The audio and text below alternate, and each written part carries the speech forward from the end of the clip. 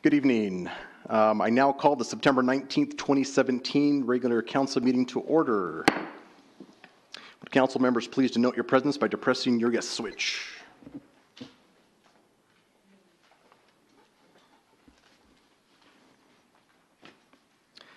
The chair would entertain a motion to, by minute action, excuse the absence of Mayor Humphrey. So moved. Second. Moved by Councilman Walsh, seconded by Councilman Hopkins.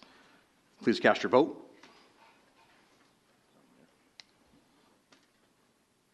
I voted against that. Would she have to come back? Yes. Just a reminder, council meetings are also televised and can be viewed on cable channel 192. Would you please rise and join me in the Pledge of Allegiance?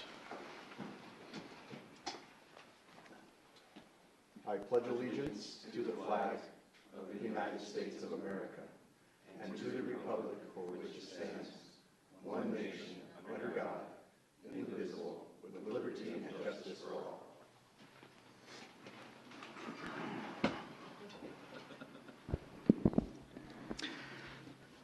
all. The chair would entertain a motion to approve by minute action the minutes of September 5th, 2017 regular council meeting as published in the Casper Star Tribune on September 13, 2017.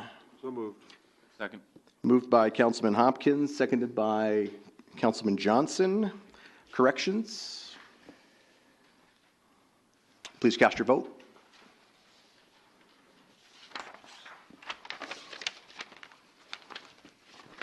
With all members voting aye, motion passes. I'll get that. I keep forgetting to record the vote. The chair would entertain a motion to approve by minute action the September 19th, 2017 bills and claims as audited by City Manager Napier. So moved. Second. Moved by Councilman Morgan, seconded by Councilman Johnson. Please cast your vote. Please record the vote. With all members voting aye, motion passes. So moving on to our bright spots in our community. We're going to be talking about Generation Casper Comprehensive Plan Award. So right now I'd like to introduce Mr. Aaron Clokey with the Planning Division to present an award received at the most recent Western Planner Conference for the Generation Casper Comprehensive Plan Update. Aaron. Thank you, Vice Mayor and Council. The Western Planner is a network of city and county planners and planning commissioners that was organized in 1979. And it was organized to raise the quality of city and community planning in the American West through the sharing of ideas. In addition to a journal and serving as an outlet for community planning news, Western Planner also hosts an annual conference. This year's conference took place last week in Spearfish, South Dakota, where the Sheldon D. Gerber Merit Award was presented to the City of Council for the recently adopted Generation Casper Comprehensive Plan for excellence in environmental planning, public engagement, addressing economic development, and innovation in land use and transportation. I just want to thank the Council for your support, and I'd like to thank former Council members for their support as well, specifically for serving on the Project Steering Committee, and would also like to thank the entire Project Steering Committee, the Planning and Zoning Commission, and the Casper Area MPO Policy Committee, and finally the members of staff who all contributed to this project. Thank you. All right. Thanks, Aaron. I believe we got to take a photo.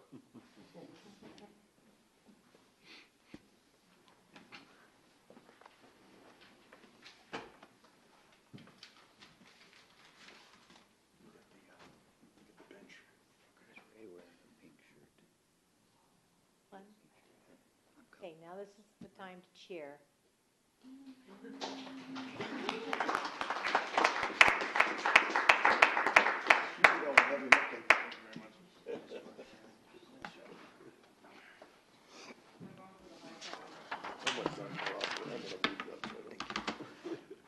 Thanks again, Aaron, and thank you for all the work you guys have done. We really appreciate it.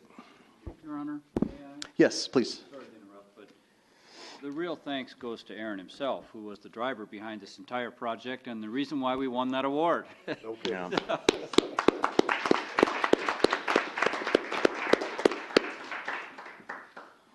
Thank you, Councilman. So now, please read the consent agenda titles. The chair would, sorry. Sorry. Establish October 3rd, 2017 as the public hearing date for consideration of the following two items.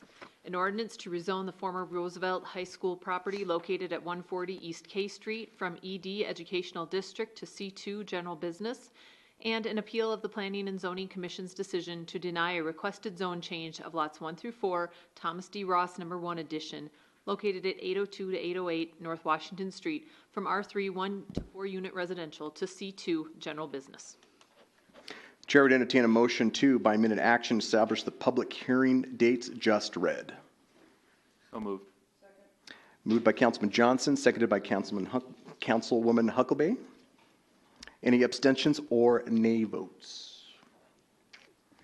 Please cast your vote. Please record the vote. With all members voting aye, motion passes.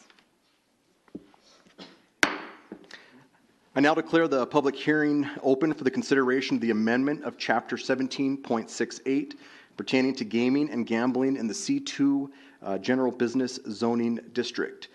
City Attorney, do you have any exhibits? Yes, Your Honor, I have two. Exhibit number 1 is correspondence from Liz Becker to Carter Napier dated August 28th of this year. And Exhibit 2 is an affidavit of publication in the Casper Star Tribune dated August 28th of this year. Thank you. City Manager? Thank you, Your Honor, members of the council. Council will recall that the director of the Pet Ring Foundation brought an interesting question forward to the council with regard to whether or not allowing for certain types of gaming and gambling would be appropriate at their facility, which, as you probably remember, is the old Godfather's Pizza building. The difficulty that he was facing was with regard to their proximity to a church facility. You'll recall that the ordinance currently states that when a particular property of that sort is within a 300-foot span of a church-type property, that type of activity would not be prohibited. Staff's impression from the direction council gave of the day was to consider changes to the ordinance that would allow for that type of use, particularly in the type of zoning classification that we're talking about. And so what council has in front of them this evening for consideration to begin our reading process, if you will, is a change of that sort that would effectively remove the requirement that would ask for a 300-foot buffer, if you will. Your proposed ordinance in front of you for consideration this evening would be that requirement no longer be in existence, and that for a zoning application of this sort, there would be no buffer required. Thank you. So at this time, council will listen to public comment. Public hearing comments are limited to 5 minutes. There's no duplication of speakers will be allowed. So at this time, I ask those individuals who wish to speak in favor of the issue involving gaming and gambling, I'm going to ask you to please approach the lectern. Those in favor.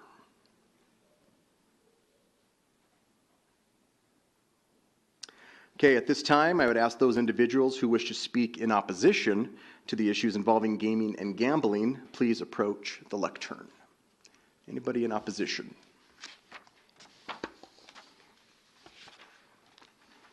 All right, there being no others to speak for or against the issues involving gaming and gambling, I now declare the public hearing closed. Please read the ordinance by title only.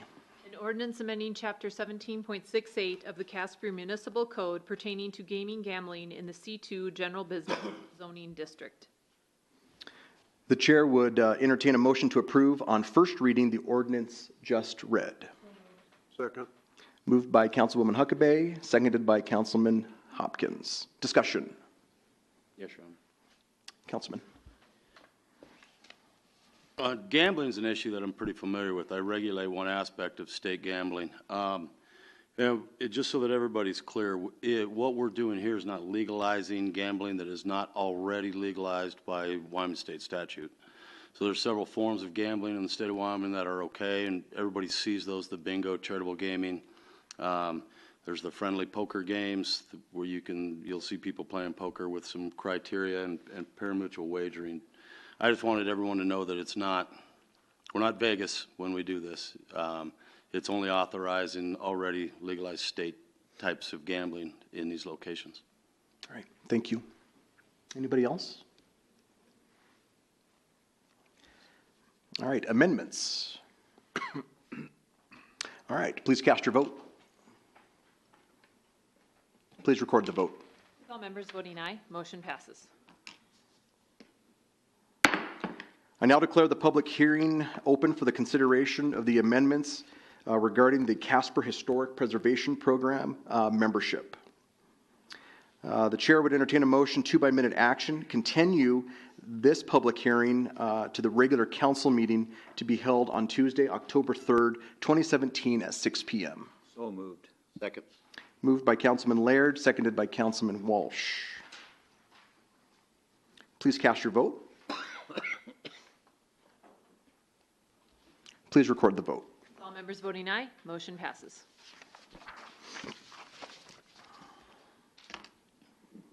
I now declare the public hearing open for the consideration of the issuance of restaurant liquor license number 36 for Dwayne W. Jensen, doing business as Charlie T's Pizza, located at 112 East 2nd Street. City Attorney, do you have any exhibits? Thank you, Your Honor. I do. Exhibit 1 is correspondence from Tracy Belzer to Carter Napier, dated August 29th of this year. Exhibit number 2 is the affidavit of publication in the Casper Star Tribune, dated August 12th of this year. Exhibit 3 is affidavit of website publication as published on the City of Casper website, dated August 30th of this year. And Exhibit 4 is the liquor license application filed on August 4th of this year. Thank you. City Manager. Thank you, Your Honor. I don't have a whole lot more to report other than as a new owner, Mr. Jensen will need a restaurant liquor license issued under his name with respect to being able to operate Charlie T's. And so that's the request that's before you this evening. Thank you. Council will now listen to public comment. Public hearing comments are limited to 5 minutes, and of course, no duplication of speakers will be allowed. At this time, I would ask those individuals who wish to speak in favor of the issuance of restaurant liquor license number 36, please approach the lectern. Those in favor.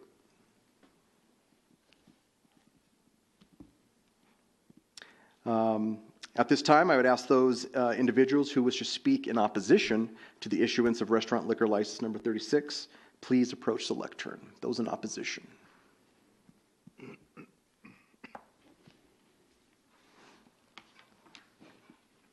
Okay, there being no others to speak for or against the issuance of restaurant liquor license number 36, I now declare the public hearing closed.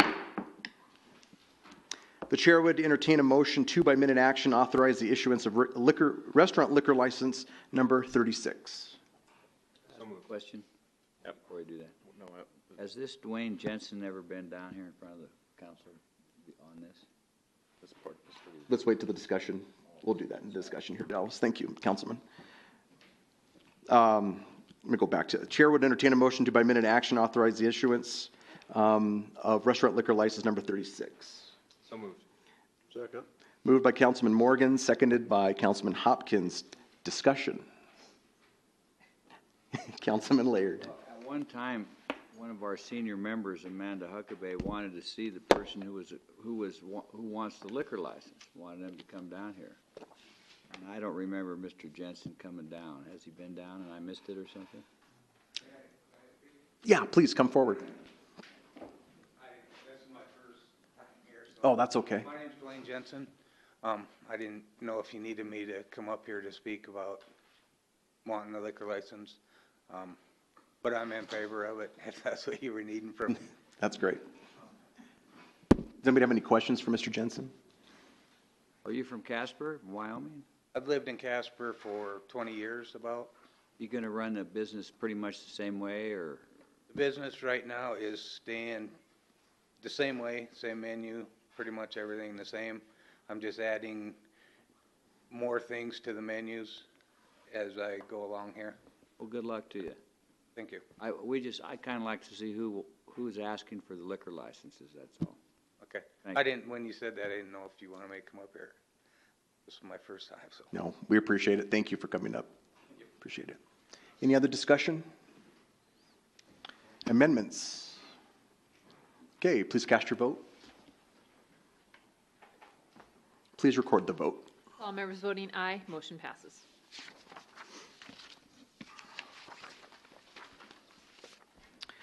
So on the agenda is a public hearing for the transfer of retail liquor license number 28. However, the applicant has withdrawn the application. So the chair would entertain a motion to, by minute action at the request of the applicant, cancel the public hearing concerning the transfer of retail liquor license number 28. So moved. Second. Moved by Councilman Johnson, seconded by Councilman Walsh. Please cast your vote.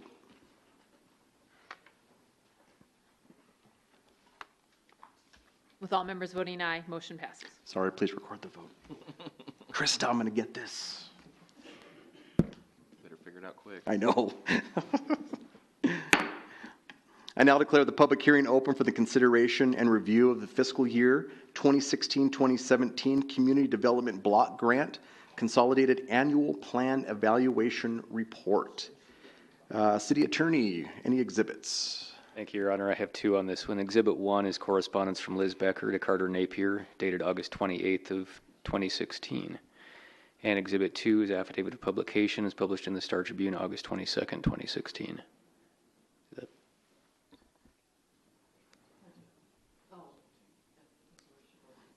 I apologize. I will correct that to 2017. As I was reading that, I was wondering why we took so long. But those would be this year. Thank you, sir. City Manager. Thank you, Your Honor. This is an annual requirement that we have as what they call an entitlement community, a recipient of funds through the Housing and Urban Development Department of the United States government. If it pleases the council, I'd like to defer to Joy Clark, who was the one that oversees this report and has an obligation to report briefly to you on behalf of this application. If that's okay. Yeah, gladly.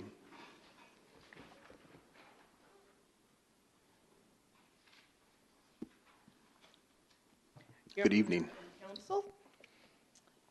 For some of you that are not as familiar with this process, for the CDBG program, I will review the two reports the city has to submit annually. The annual action plan was presented to you in May, and that is the forecast of how the CDBG funds will be used for the year ahead. We were anticipating a decrease in funding due to recommendations in the national budget, but in fact received a 6.3 increase this year to $306,591. This report we're talking about tonight is the Consolidated Annual Performance and Evaluation Report, or the CAPER, and it's a review of the city's projects and expenditures at the end of the year. In the 2016-17 program year that this report pertains to, the city received $287,280. The key points in the CAPER report can be found in the draft in your packets. On page 4 and 5 are self-generated charts through IDIS, which is HUD's financial online management program. They are rather confusing as they contain data for the city's entire 5-year plan as well as just this single year that has passed. On page 11, including the residual funding from prior years, a total of $365,577 was spent this past year, benefiting the low to moderate income population in the city.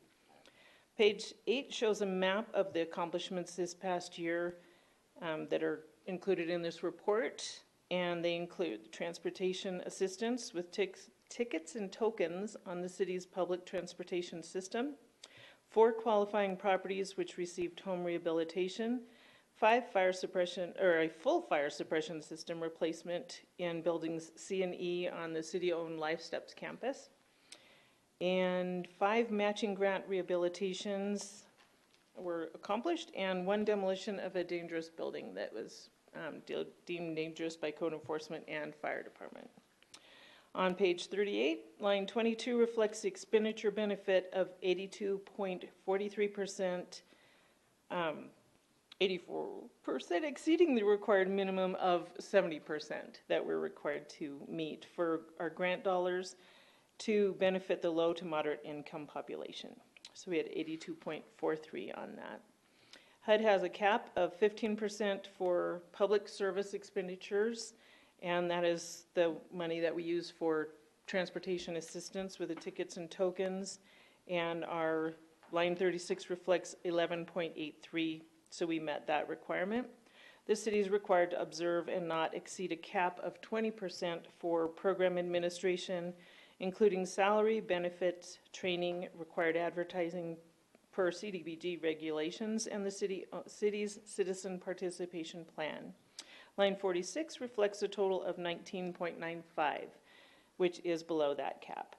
This is a summary of the main points included in the CAPER report, and the report was out for public review and comments for 21 days at 5 locations with no comments being received.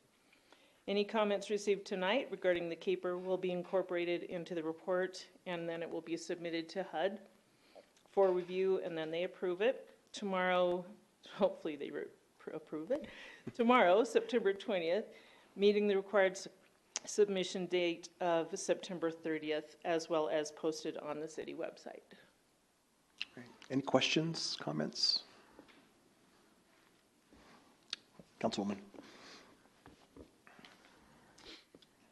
Good job, Joy. Since you have been in your position, I think that area of community development has drastically improved, and I think that's largely to your effort and being mindful of what's going on. So thank you, and congratulations, and please tell your mom I miss her cookies. Thank you. Councilman Powell. Thank you, Your Honor. I'd like to echo that. And quite frankly, Joy, I don't know how you stand it. We have a 160-page packet, which is relatively small relative to council meetings. I believe 77 pages are the CAPER report. And the detail of these regulations is mind-boggling. And somehow you're able to do this with good humor. I don't know that I could.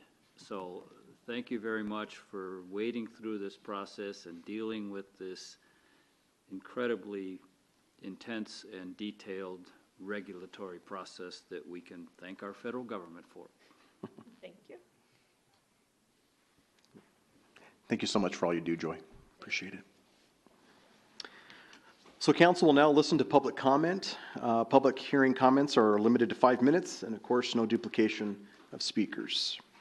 So at this time, I would ask those individuals who wish to speak regarding the consolidated annual plan evaluation report, please approach the lectern.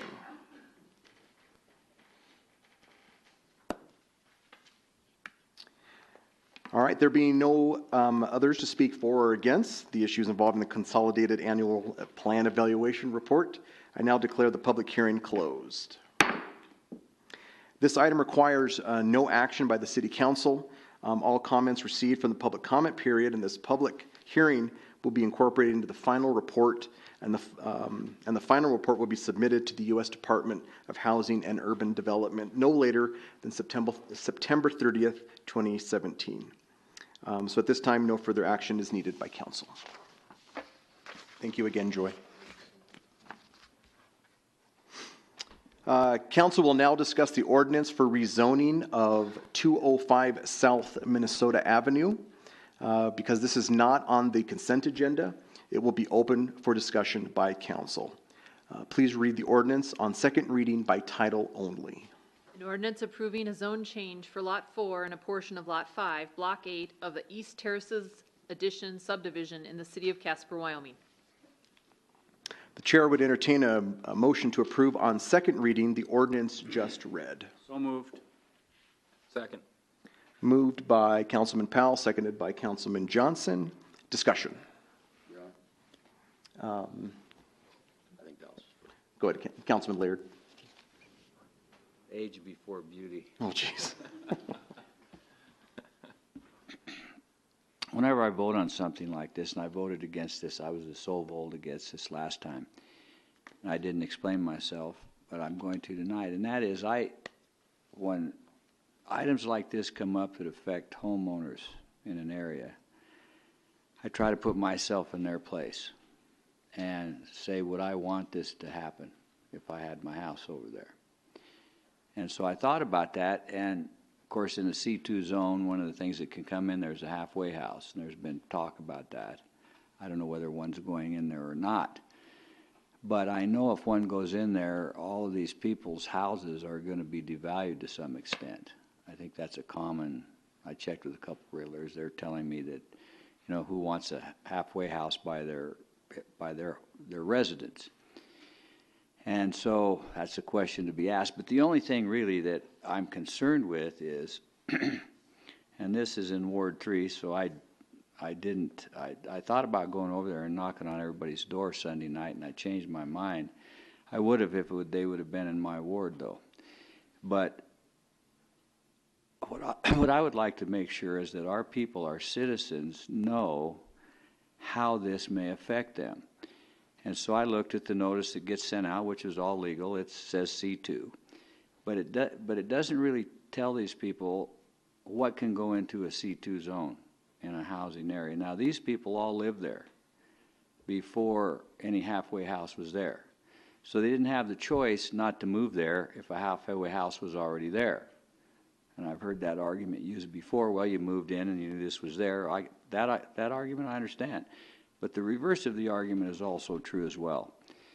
So the only thing I wish we could do, because I know in a past hearing on this matter, and Councilman Walsh can probably address this, it's in his ward, there were a great number of people that came in to protest it.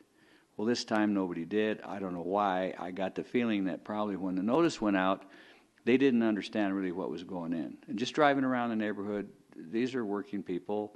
They have nice houses. They work hard. And I don't think they know what's coming in there. And this thing is like a cut of pie right into their neighborhood. And so I would just like to see them be notified more clearly about what can go in there, so that they can, if they sit around and they don't want to come, then at least we've notified them. But I hear a lot, well, we didn't get notified. Well, you did, but people don't know how to go look this up on the computer and understand C2 zoning and all of this. I think it's our duty to explain it. And so I'm going to vote against it again, but I just wish we could explain to our people more clearly about what's happening in their neighborhood where it may affect their house and even the value of their house.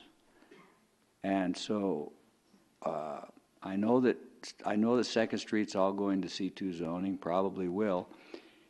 But then I think as a city councilman, do I want some sort of halfway house right on Second Street, our main street?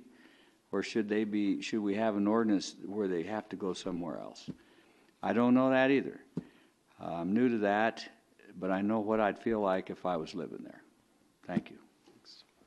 Councilman Walsh. Thank you, Your Honor. I voted for this on the initial, fully expecting to see that there would be a lot of neighbors here to speak and give their feelings on this. I had a meeting, myself and the mayor had a meeting, maybe up to, probably wasn't quite a year ago, with the residents around there, and most of them showed up. There was a real well-attended meeting. It wasn't an official city meeting or anything like that, and they were opposed to having a halfway house put in at the location.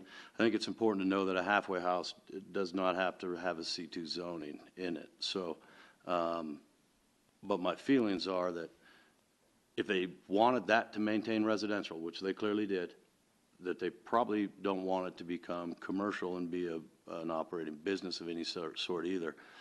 So I will vote against this. Like I said, I'd wanted to hear from people that come in, but they might not have been notified, or very possibly they could just be frustrated with us and not felt like anything was being done months ago. So based on what I heard at that time, I won't support it on this or the next reading.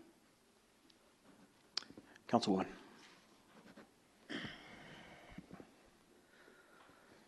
While I normally am in support of property owner rights, I've also worked in this community for 15 years with people who are in need of these services, who have custody battles with Department of Family Services and or reentry requirements. And when all of your options are exhausted because there are no options available and waiting lists are miles long, it puts your life on hold through a situation that is completely out of your control. I am in favor of this. I don't think this is a population that we need to hide away in a dirty corner of Casper. They are part of our community. And yes, there is a high recidivism rate amongst this population. However, I think that they deserve opportunities just as well if they are trying to get their life back on track. So I will support this. Anybody else?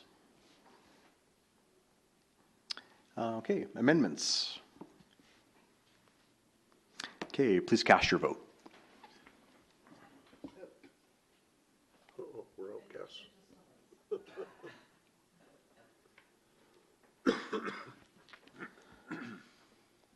With council members Laird and Walsh voting nay, motion passes.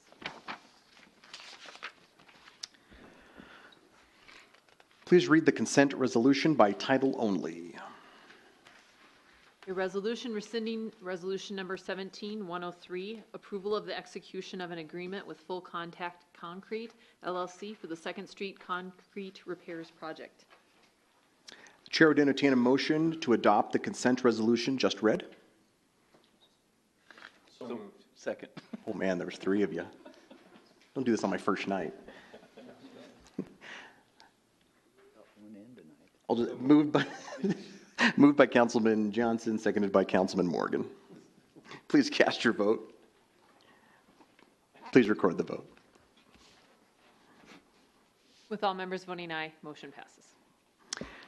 Please read the consent minute action titles. Item 10A1, authorizing the purchase of 1 tandem axle truck with dump body, salt spreader, and plow from CMI Tico for use by the Streets Division of the Public Services Department. Item 10A2, authorizing the purchase of 1 new tandem axle Mack truck chassis from CMI Tico for use by the Solid Waste Division of the Public Services Department. Item 10A3, authorizing the purchase of 1 new tandem axle Mack truck chassis from CMI Tico for use by the Solid Waste Division of the Public Services Department. Item 10A4, authorizing the purchase of 1 new front-end loader from Wyoming Machinery Company for use by the Streets Division of the Public Services Department. And item 10A5, authorizing the purchase of 1 new tandem axle Mack truck chassis from CMI Tico for use by the Solid Waste Division of the Public Services Department. Thank you.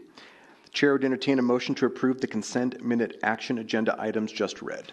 So moved. Second. Moved by Councilman Hopkins, seconded by Councilman Walsh.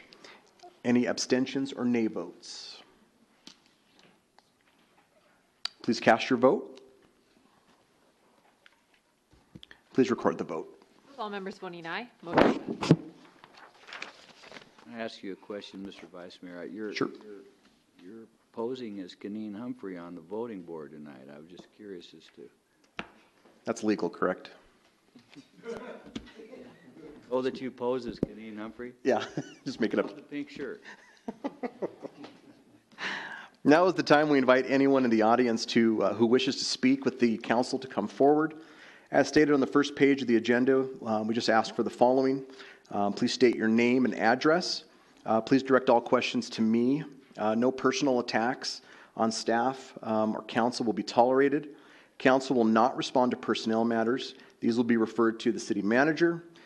Questions posed by speakers may or may not be responded to by council members, and presentations will be limited to 5 minutes, and the duplication of speakers will not be allowed, nor will time extensions be permitted.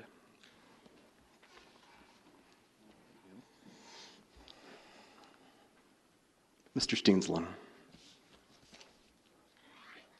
Mayor, Dennis Steensland, 533 South Washington. I really wanted to get into that discussion on the Minnesota property. C2 is too encompassing. You can about do anything in C2. I did go by there between last meeting and this one, talked to a neighbor who's a renter. The house was rented at that time. I drove by today and it says sold. So I'm assuming that that C2 change would go by the wayside if that house is sold. I didn't find the owner, but I did look at the property and it doesn't look like it's a candidate for C2, other than I did talk to Aaron, and he said basically the logic is 2nd Street is going to zoned C2. The last time we talked about C2 zoning, the council's thing was spot zoning they didn't want, and I don't agree with spot zoning as well. And with the drawing up there, or the presentation, it's just not a lot that is suited for C2 zoning, in my opinion. I knew nothing about a halfway house or any of that. It just looks like it's designed to be residential, and it fits for residential. It doesn't fit, in my opinion, for anything else.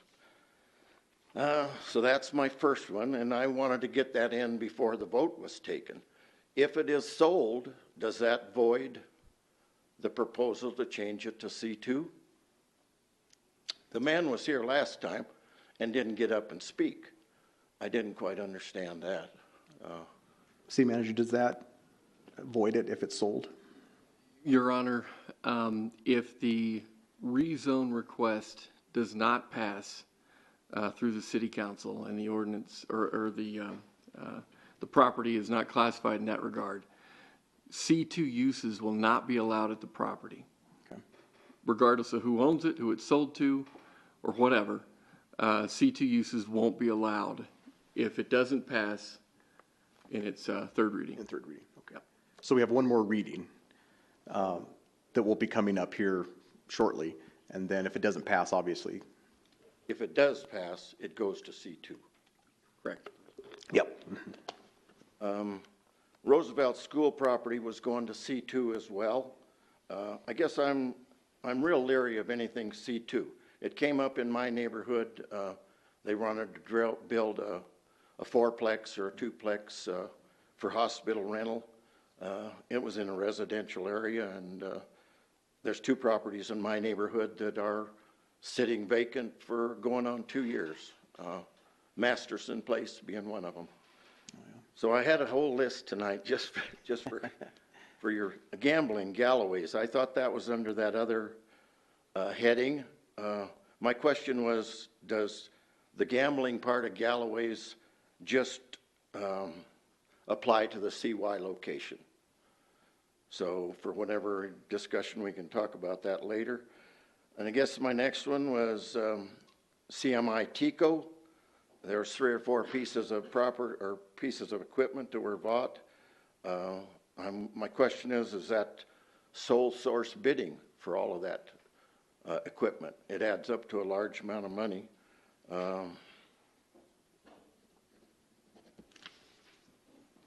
Last time we talked about the police and the fire savings in the Eclipse.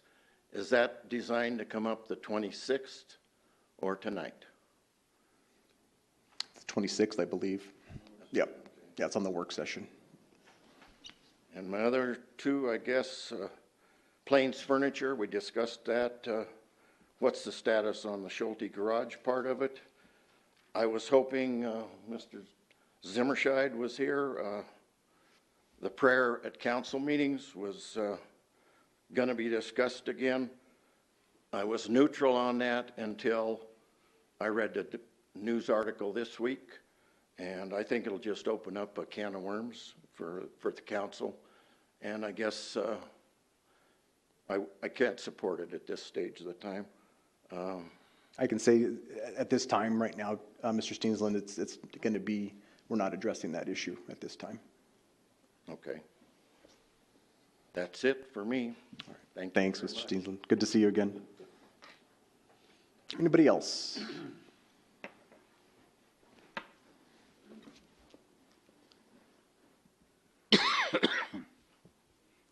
Good evening.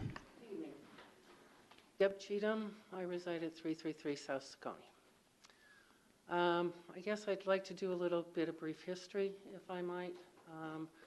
As some of you will recall, and some of you may, this is new to some of you perhaps.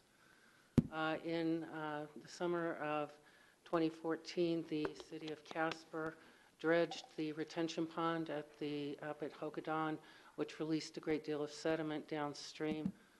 As a result of that, some people came in to complain. Mr. Brown came and complained, and Ms. Fox came and complained. The city manager undertook to pay Mr. Brown and to send a crew up for 3 days to Mrs. Fox's pond to take care of her problem.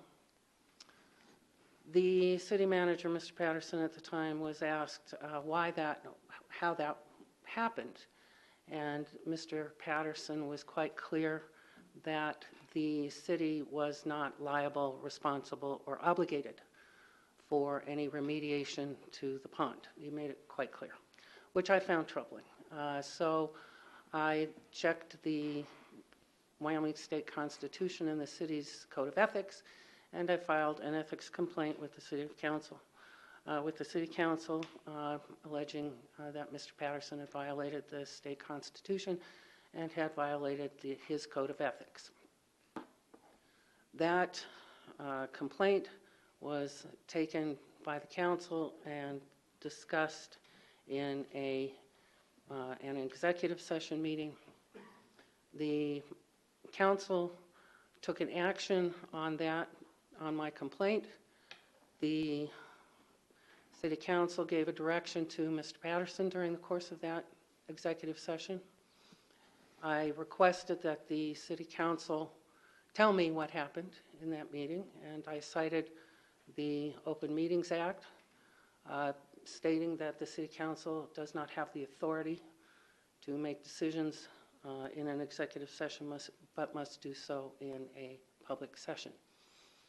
And I explained that to the city council in a presentation on the 5th of May, which was actually the last time I was here. The city council declined, on the advice of Mr. Lubin, the city attorney, declined to tell me what happened in that meeting. I sued the city, alleging a violation of the Open Meetings Act. On September 7, a couple weeks ago, Judge Forgy granted my motion for summary disposition in that matter, finding that the city did in fact violate the Open Meetings Act. And so I'm renewing my request. I want to know what was done in that meeting. I want to know what your ruling was on my complaint, and what direction or instruction you gave to Mr. Patterson in that meeting. City Attorney. Thank you, Your Honor. We have, Judge Forgy has not, there hasn't been a written decision out of Judge Forgy's court, at least not that we have seen yet, and that's something I'd certainly want to review, look at his findings of fact and conclusions of law before advising council on how to proceed further on this. And at that point, we will address that. Okay. Thanks, Mr. Chambers. So I will come before you as soon as I get that written decision. Okay. It was an oral decision, and we should be getting an order forthwith. That, as I understand it, that order will include a transcript of Judge Forgy's ruling finding the city in violation, having violated the Open Meetings Act. I will renew my request. Thank you. Thank you, Ms. Cheatham. Anybody else?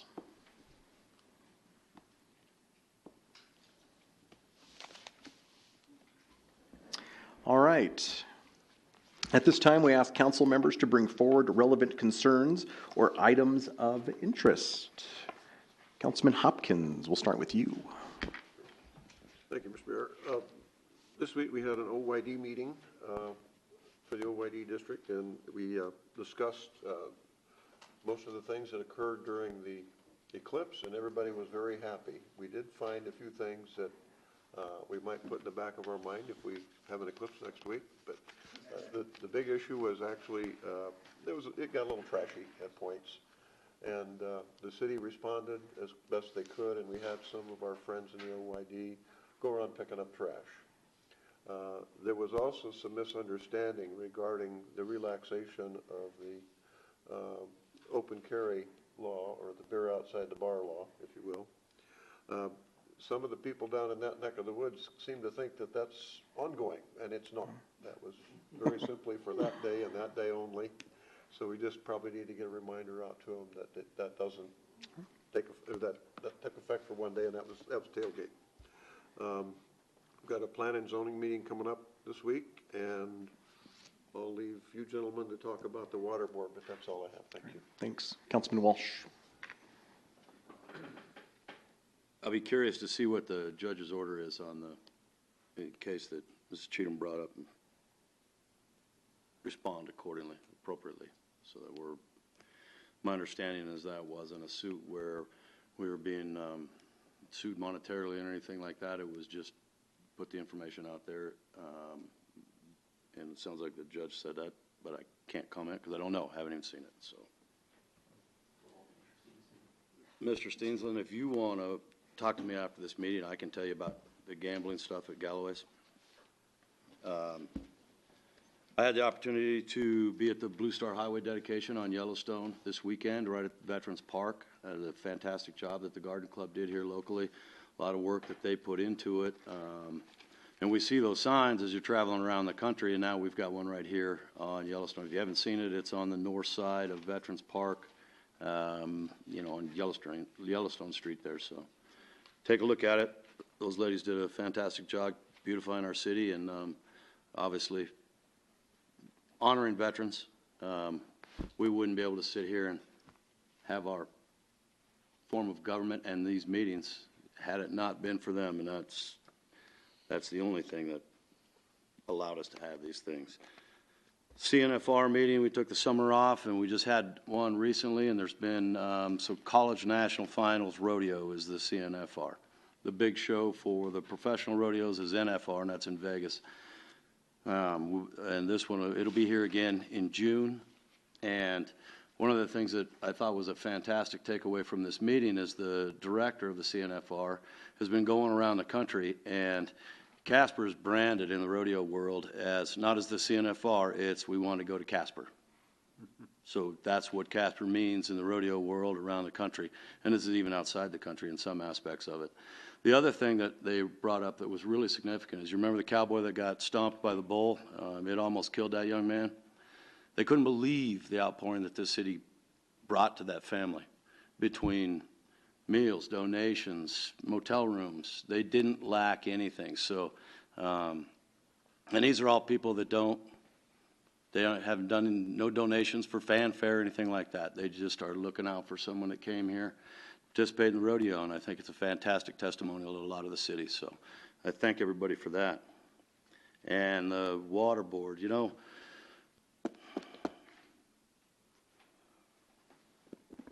we talked about some significant things that we can't talk about. Well, the water, you're going to have water. One of the things that struck me was they saw almost no difference in water production when the crowd from the eclipse was here as opposed to the days surrounding it. So we have a good water system that's built to handle, obviously, a huge amount of people, and that's something to keep in mind and not be concerned about. I'll turn the rest of it over to Charlie. They were drinking beer. Councilman Powell. Thank you, Your Honor. There really weren't a lot of significant things with the water board today. The production's been pretty much on target, and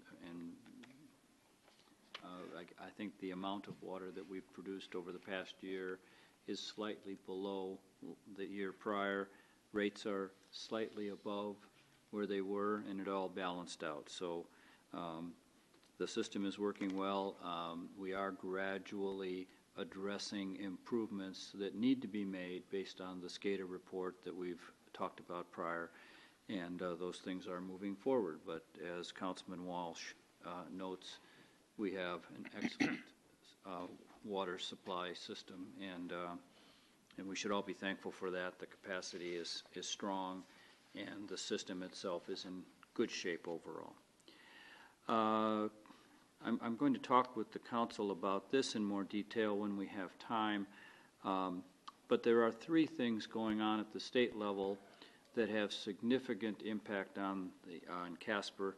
Of course, the most important one is the funding of municipalities, and for those people who've been tracking legislative committee work, there's been a lot of discussion about the revenue side of the equation, and are there some things that the state legislators would consider as far as revenue enhancements.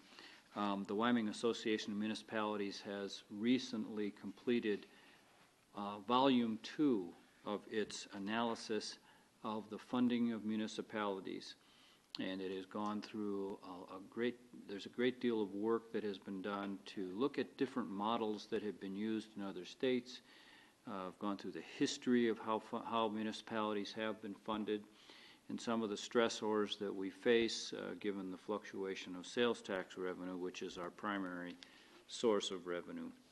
And so the Wyoming Association of Municipalities has come up with a whole series of recommendations that the Revenue Committee was presented with last Tuesday, and that generally received a good response. It does appear that there's a strong commitment to continue the direct distribution funds that we have relied upon, and that and the absence of which would place a number of smaller communities at risk for their very survival. So that's the first thing that's going on at the state level. The second thing is there's a serious discussion going on right now about what's called extraterritorial jurisdiction, which is just a fancy way of saying that municipalities need to have some say in what goes on outside of their borders, because cities tend to expand over time, and if things happen right outside the borders of a city that don't comply with city standards, basically you inherit a big mess when the city expands into that area. And so there's an interesting dialogue going on between the cities and the counties regarding how should that language be developed, and to what extent should municipalities be influencing or at least commenting on developments that go on outside of their borders, and for how and what distance should a city have influence. The third is one that Casper really initiated, and that is a discussion of stormwater improvements. And as you all know, I think we have some very serious long-term problems to address in that area. And there is a move now to look at the possibility of a stormwater utility. And I believe that this is something we should all be getting behind, because stormwater is one of those things where nobody worries about it until there's a major failure. And that's just the way these things are. But for us to be responsible stewards and look long-term for the people who will come after us, we need to address these problems and make sure that we have a safe way to get rid of water that lands in Casper, so that people aren't flooded out. So these three things are all going on at the state level. It's interesting, and they're fluid in Wyoming. We all have a say, and we all have an opportunity to comment on these things, and I encourage people to do so. So, thank you.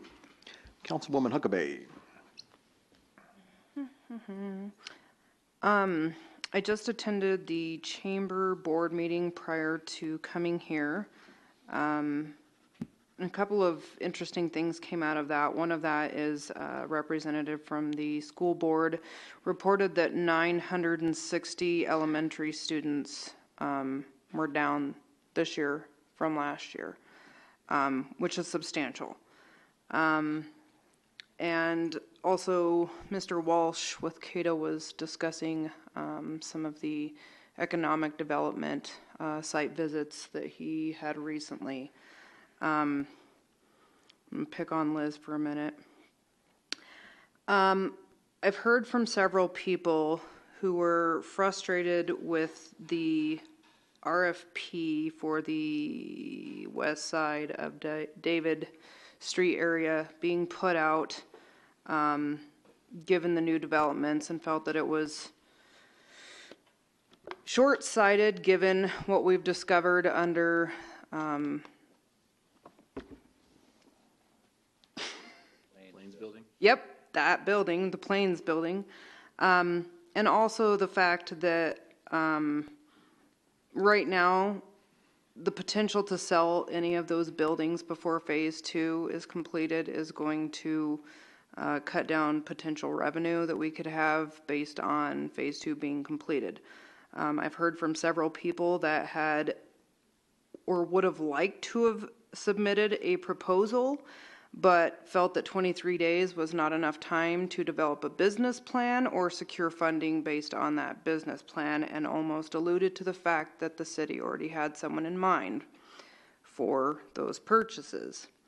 To piggyback off of what Chris was talking with the CNFR, who, you know, has historically come here for years and years and brought a great deal of revenue into our community.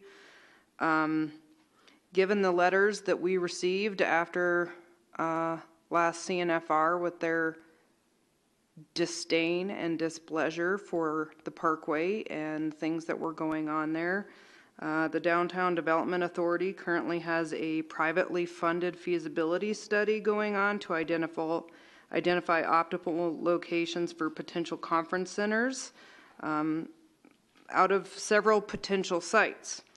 To me, that's all interlocking and affects one another, and I think that I'm not okay with accepting bids for those buildings when we don't know what's underneath Plains building and how that could potentially all come together in a larger scale for greater economic development than piecemealing it.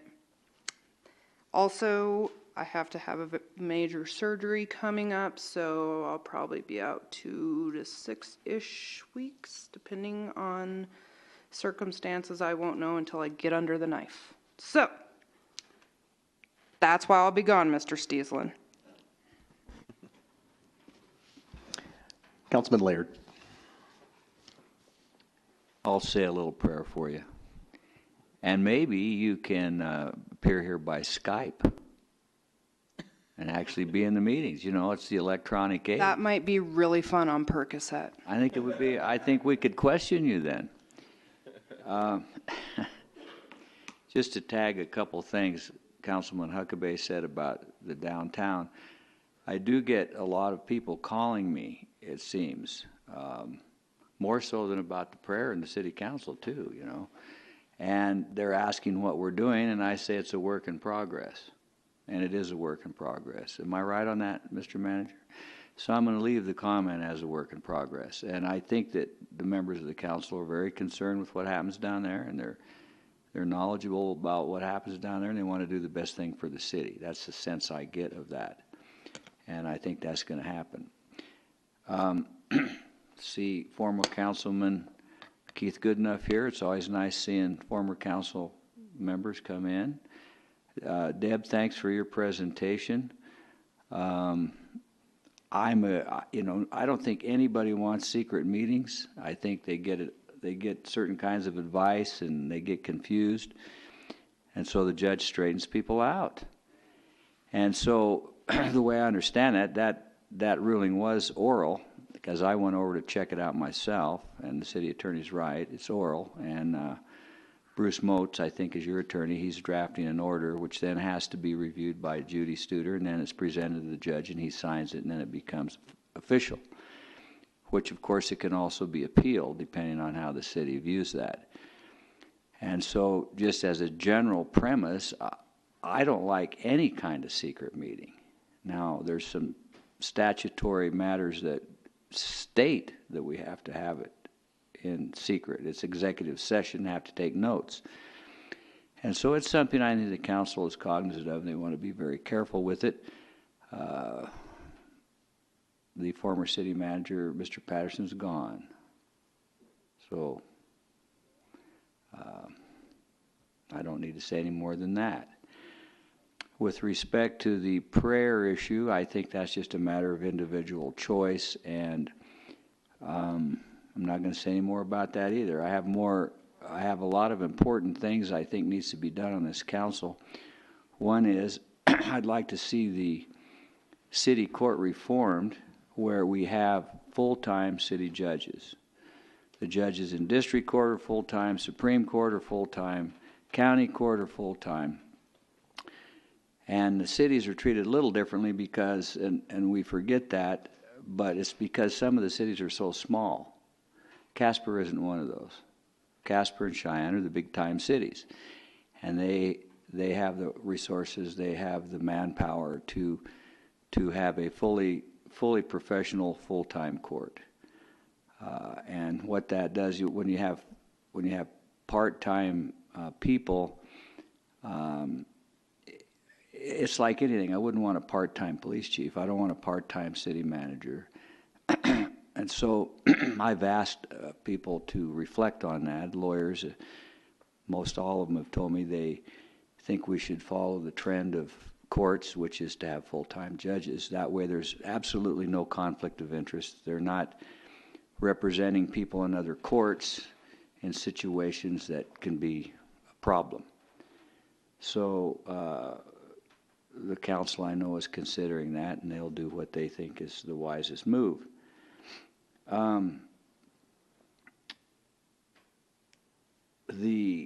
The zoning issue, I just would like to see, Mr. Manager, a more clear notice being sent out. Because if people get a clear notice and they don't show up, I'm good then.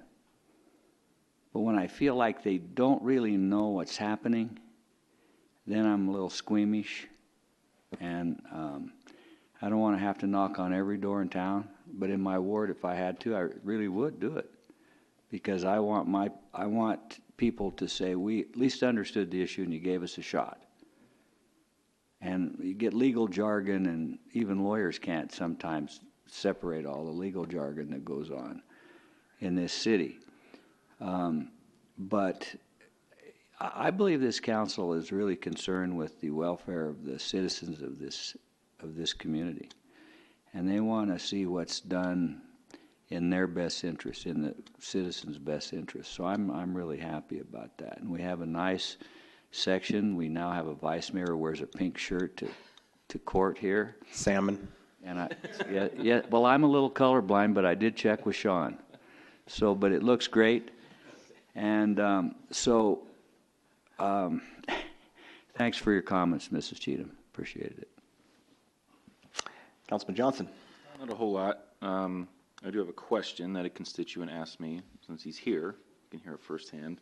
Where's the funding coming from for Midwest Avenue? Like, what pot of money does that come out of? Your Honor, Councilman, my understanding is that would be funded through 1%. Okay.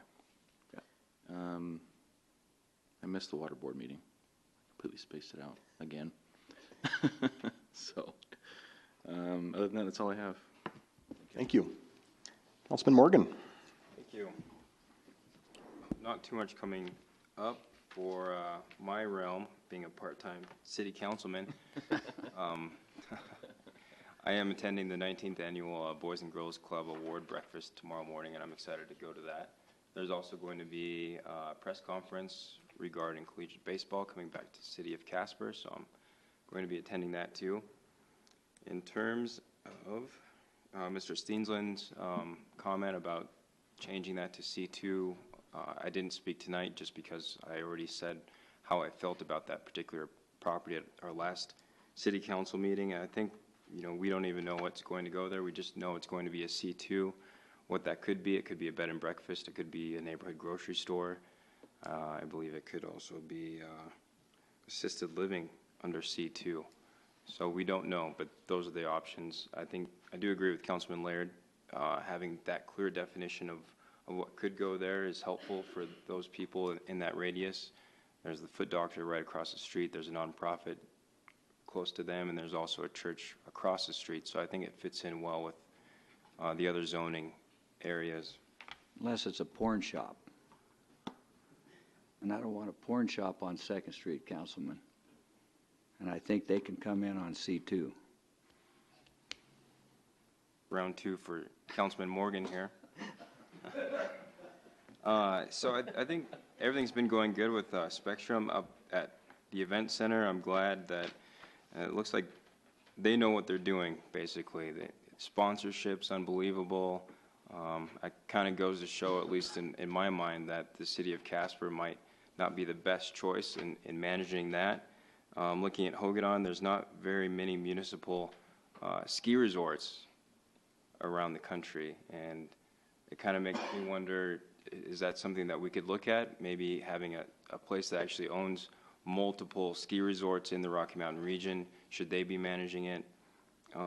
You know, the direction to get a $6 million lodge and not maybe a 4-person high-speed lift, for example, I think is kind of an oversight, unfortunately. Maybe $2 million on a lodge and then $2 million on a lift. It takes less than a minute to go down the mountain, takes about 5 minutes to go up the mountain on a good day, depending on if it's broke down or not. So that'd be something that I'd be interested in. I'll probably bring it up in a work session too. But just to ponder on that, maybe if you guys would like to look at how many municipal-owned ski resorts are successful in the country too. Perfect. Okay. So it's just something to think about, just looking at the success that the event centers had. See if we can bring that to the mountain. And that's all I have. Thank you. Thank you. Yeah, I just have a couple things. One is I'll be doing the proclamation tomorrow for the Boys and Girls Club breakfast, so I'll be there at that. I also wanted to say thank you to Cresta. She does our recordings and everything else. She helped prepare me for my first official meeting as pro tem, which was all right.